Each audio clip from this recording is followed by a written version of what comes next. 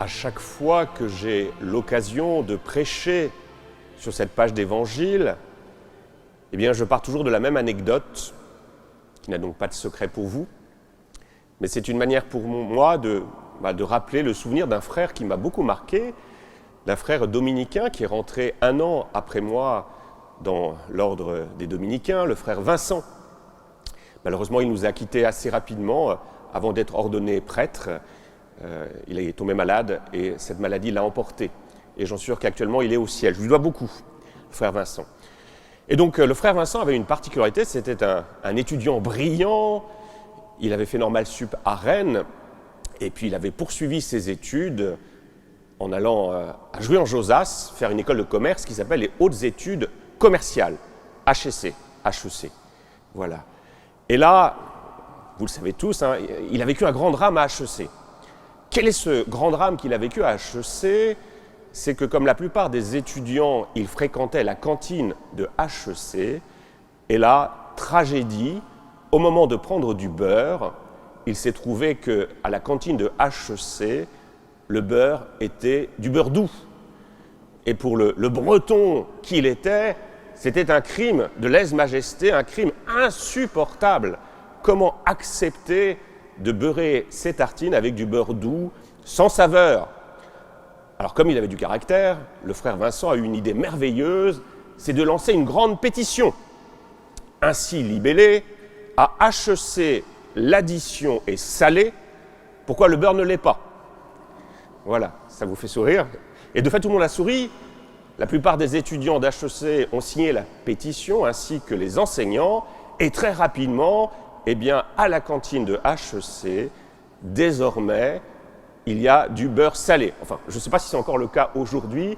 Il y a peut-être des diplômés récents de HEC qui pourraient nous dire si tel est ou non le cas. Alors, je commence mon propos par cela parce que ça nous dit quelque chose de quand même intéressant par-delà l'anecdote. À HEC, l'addition est salée. Qu'est-ce que ça veut dire? C'est que le sel, fondamentalement, et on l'a peut-être un peu perdu de vue, le sel, c'était au temps de Jésus un bien excessivement coûteux, excessivement stratégique. Quand Jésus nous dit « vous êtes le sel de la terre », il vient nous redire la valeur inestimable de la vie humaine. On est très précieux, on a une valeur extraordinaire. Et de fait, au temps de Jésus, pourquoi le sel était aussi précieux?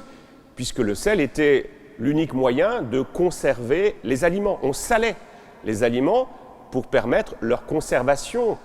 Et pour les armées romaines, c'était capital d'avoir du sel. Pour pouvoir mener des combats à l'autre bout du monde, il fallait pouvoir approvisionner les armées. Quand l'intendance n'est pas là, quand l'intendance ne suit pas, c'est la catastrophe. Donc le sel était stratégique. Donc les autorités romaines, vraiment, accordaient une importance toute particulière à ces routes du sel qui étaient gardées par l'armée.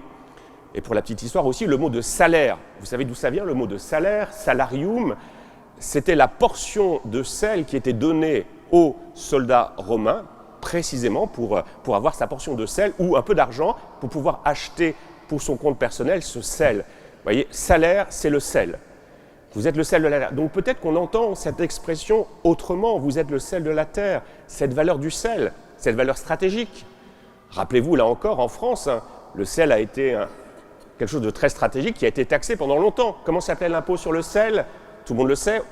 Enfin, la jeune génération ne sait plus. Paul, comment s'appelait l'impôt sur le sel?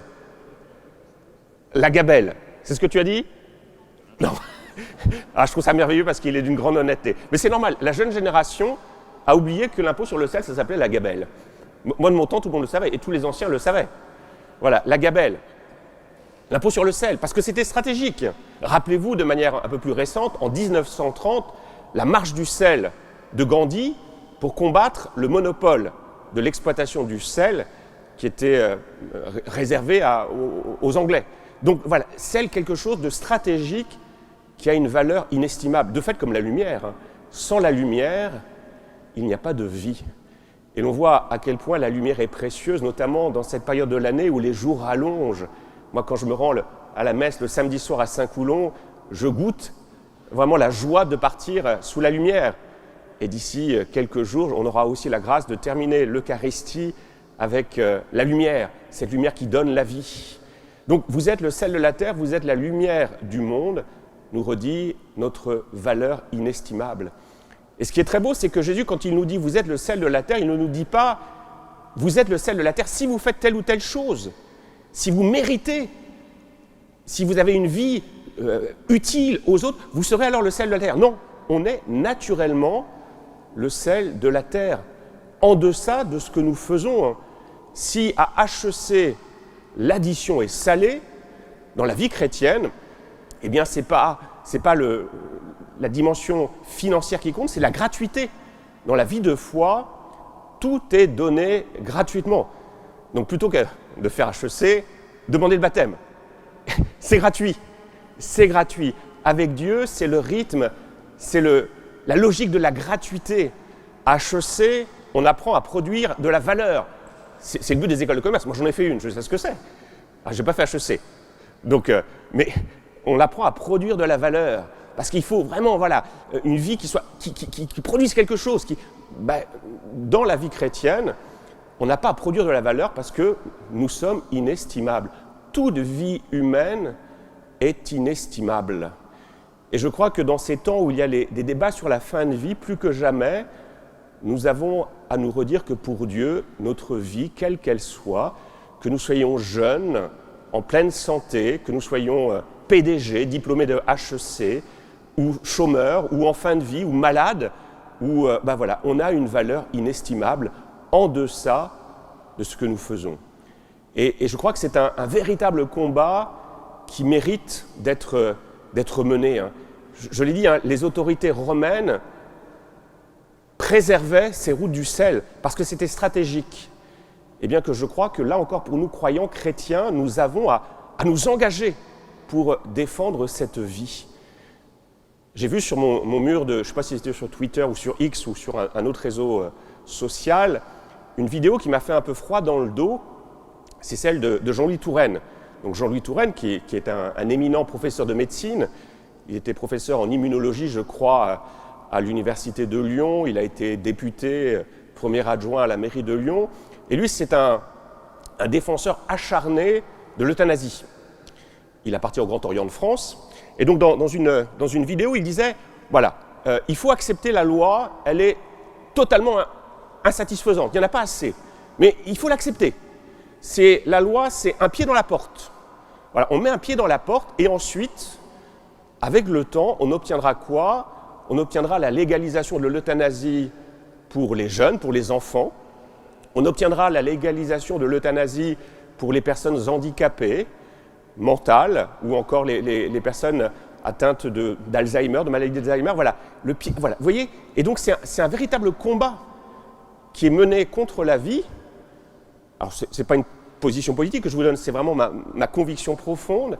Eh bien, plus que jamais, nous croyants, nous chrétiens, nous avons à redire la valeur inestimable de la vie humaine, depuis son commencement jusqu'à son terme, indépendamment de ce que nous faisons. Parce que c'est terrible, si je dois, pour exister, montrer que j'ai de la valeur, mais c'est l'horreur. C'est l'horreur. Si je dois prouver que j'ai de la valeur pour pouvoir vivre, ça va être épouvantable. Et qui va décider qu'il y a de la valeur? On dit, toi, tu as de la valeur, tu peux rester, toi, tu n'en as pas, tu dégages. C'est terrible. C'est terrible. Moi, je me rappelle, quand j'étais jeune, j'avais vu un film qui m'avait beaucoup réfléchir. C'était Soleil vert. Je ne sais pas si vous l'avez vu, c'est un très vieux film avec Charlton Heston. Revoyez-le, alors c'est peut-être un peu vieilli aujourd'hui, mais c'est un film qui m'avait fait profondément réfléchir. Vous êtes le sel de la terre, vous êtes la lumière du monde. Alors faisons un pas de plus pour m'approcher rapidement de la conclusion. Ce qui est intéressant, ce qui n'est pas intéressant, il y aura un risque que auquel nous pourrions succomber quand on dit « vous êtes la lumière du monde ». Quel est le risque qui pourrait peser sur nous si on vous dit « vous êtes la lumière du monde ». C'est quoi le risque? Je vous interroge. C'est qu'on pourrait avoir les chevilles qui enflent un peu. Oh, je suis la lumière du monde, je suis une lumière. Rendez grâce au bon Dieu, vous avez un curé qui est une lumière. Ce qui n'est pas le cas. Mais c'est le risque que l'on peut, dans lequel, le piège dans lequel on peut tomber si on n'y prend pas garde. Et c'est là que c'est important de nous redire deux choses. La première, c'est que c'est une image que je trouve très belle que proposait Mère Teresa. Alors, je vais faire une petite... Je pensais qu'il y aurait des enfants aujourd'hui, mais il y en a quand même. Voilà. Mère Teresa nous dit, on ressemble à ça, une ampoule. C'est pas grand-chose, c'est qu'une ampoule. Mais quand on se branche sur Dieu, qu'est-ce qui se passe? Hop, ça brille. C'est merveilleux. Hein, c'est un peu pour les enfants comme prédication.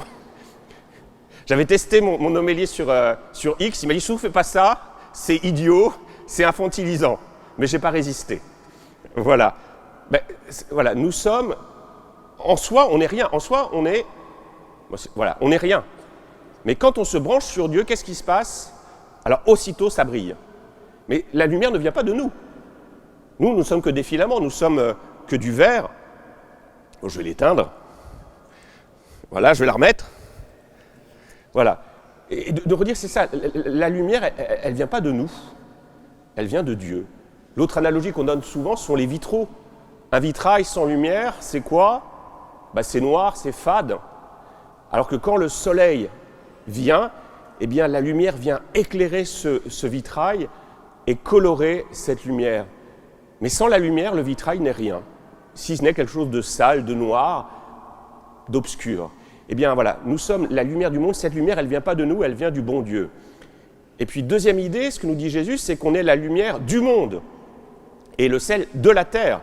On n'est pas la lumière pour nous, on n'est pas le sel pour nous, on est la lumière pour le monde, pour éclairer le monde, et le sel pour donner du goût. Vous voyez, quand Jésus nous dit cela, il nous envoie en mission. Être le sel de la terre, c'est révéler au monde que la vie a de la saveur, que la vie a du goût, que la vie vaut le coup d'être menée. Et je crois que c'est la plus belle mission qui nous revient aujourd'hui dans un monde qui manque d'espérance, c'est de redire à nos frères et sœurs que la vie est belle. Elle est dure, bien sûr. Il y a la croix qui est au cœur de notre autel, mais dans la foi chrétienne, nous savons que Dieu est là et que Dieu a traversé cette croix pour nous permettre d'accéder à la lumière de la résurrection. Vous voyez, quand Jésus nous dit « vous êtes le sel de la terre, vous êtes la lumière du monde », il nous envoie en mission pour redire la beauté, la grandeur de la vie. Et je crois que ceux qui le disent de la manière la plus belle, c'est nos frères et sœurs malades ou en fin de vie, sur un lit. Voilà. C'est vraiment la quintessence de la valeur de la vie. Une vie qui ne peut plus rien faire, voilà, elle est valable parce qu'elle est là devant nous. Je ne sais pas si vous voyez l'idée, rien d'extérieur ne vient manifester la valeur de cette vie. Il y a vraiment, c'est la vie dans sa richesse. Voilà, c'est ça que nous dit Jésus. Et puis la beauté aussi, la joie de cette vie donnée. Moi, la semaine prochaine, Aliénor est là, on va baptiser Aliénor au cours de la messe dominicale. Il n'y aura pas de sermon dimanche prochain, je vous le dis tout de suite, donc ne vous inquiétez pas, la messe ne sera pas plus longue. Parce que la plus belle prédication qui soit, ça va être quoi? Ça va être le petit bébé, Aliénor, qui a quel âge? 1 mois et demi. Voilà, un petit bébé qui va peut-être crier quand je vais lui mettre de l'eau sur la tête. Eh bien, c'est mais avec la joie de ses parents, la joie de l'assemblée, c'est ça la plus belle prédication. Redire la beauté de la vie. Et autrefois, ça va être vraiment ma conclusion, quand on célébrait les baptêmes, il y avait un rite qu'on a aujourd'hui perdu. Qu'est-ce qu'on faisait? On mettait un peu de sel sur la langue des baptisés, des futurs baptisés. Peut-être que les plus anciens ont connu ce rite. Alors, il n'existe plus aujourd'hui. Et pourquoi on faisait cela? Eh bien, pour plein de raisons. C'est un rite très riche en sens. Donc déjà, le sel disait quoi? Disait la purification. Le sel avait une dimension d'exorcisme. Contre la corruption du péché, eh bien, la foi nous donne la force de combattre cette corruption. L'idée, c'est que quand on met du sel, c'est contre la corruption des aliments, pour qu'ils puissent se conserver. Donc le sel dit aussi le combat. Comme je l'ai dit, défendre la vie, défendre cette lumière, c'est compliqué. Parce qu'il y a plein de forces des ténèbres qui voudraient précisément éteindre cette lumière. Donc c'est un combat pour la vie, pour la beauté de la vie, contre le mal. Le sel, c'est ce qui donne aussi du goût aux aliments, de la saveur. Et ce sel vient de la sagesse de Dieu. Voilà, quand on met Dieu dans sa vie, quand on est éclairé par la parole de Dieu, notre vie est plus belle, parce qu'on se rend compte que, par exemple, dans les épreuves, on n'est pas seul, que Jésus est là à nos côtés pour lutter avec nous, pour nous donner la force d'avancer. Dans les moments de joie, il est encore là pour faire en sorte que la joie se déploie. Là encore, dimanche prochain, toute l'Assemblée profitera de la joie d'Aliénor. Dimanche prochain, on aura cette grâce d'accueillir une nouvelle sœur dans votre famille. Moi, j'ai une sœur, voilà, mais à partir de dimanche prochain, j'en aurai une de plus.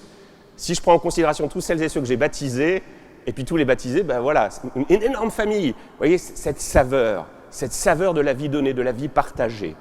Donc il y a plein de sens sur ce sel. Et puis, dernière idée, je pourrais rester des heures, mais le temps avance malheureusement. Voilà, il y avait un très beau rite dans les civilisations orientales, c'est quoi? Pour signifier l'alliance, qu'est-ce qu'on faisait? Qu'est-ce qu'on partageait? Le pain et le sel. Signe d'alliance. Il y a un très beau livre d'un frère dominicain qui s'appelle Serge de Borcueil, qui était un saint, qui a vécu une grande partie de sa vie en Afghanistan, qui avait été adopté par les Afghans. Après, il a été chassé malheureusement par les autorités politiques. Et pour dire, il a écrit un très bel ouvrage où il dit son amour, son adoption avec le peuple afghan. Il était spécialiste d'un mystique soufi qui s'appelle Ansari. Voilà, c'est qu'il s'est senti vraiment accueilli par le peuple afghan quand, avec des Afghans, ils ont fait ce rite de partager du pain et du sel, pour dire l'alliance. Vous voyez, quand Jésus nous dit « vous êtes le sel de la terre », eh bien, il nous dit qu'il a scellé définitivement cette alliance entre lui et nous. Et ce qui est encore le plus merveilleux, et c'est aussi en lien avec le sacrement du baptême, c'est qu'on reçoit au moment du baptême une lumière, un petit cierge qui est allumé au cierge pascal, ce même cierge qui se trouve là. Et qu'est-ce que ça veut dire? C'est que désormais, Jésus, par son alliance, choisit d'agir par nous, par les baptisés que nous sommes. Voilà, avec notre petite lumière, nous sommes invités à rendre visible cette alliance de Dieu. Pour manifester cette alliance entre Dieu et l'humanité, Jésus veut passer par le peuple des baptisés. Donc c'est une mission extraordinaire, et en même temps qui est abyssale. Voilà, moi, je suis celui que Jésus a choisi pour agir. Ma voix, c'est la voix de Jésus. Quand j'ai travaillé, quand elle vous endort, c'est ma voix, ça c'est le pécheur, donc j'ai besoin d'être salé. Mais voilà, quand il se passe quelque chose, c'est Jésus qui agit au travers de moi. Les soignants, un soignant qui vient remettre debout quelqu'un qui est malade, quelqu'un qui vient visiter quelqu'un qui souffre sur son lit, voilà. Sa voix est celle de Jésus, ses mains sont celles de Jésus. C'est cela, vous êtes le sel de la terre, c'est pour agir, Dieu veut passer par les baptisés que nous sommes. Alors vraiment, soyons à la hauteur de cette mission qui nous incombe. Et j'ouvre juste une dernière petite parenthèse, je pense qu'Aliénor a déjà bien commencé sa mission. Avant même d'être baptisée, elle agit. Elle agit. Alors je vous invite à revenir dimanche prochain pour vraiment profiter pleinement de sa prédication, qui sera plus efficace, plus salée que la mienne. Amen.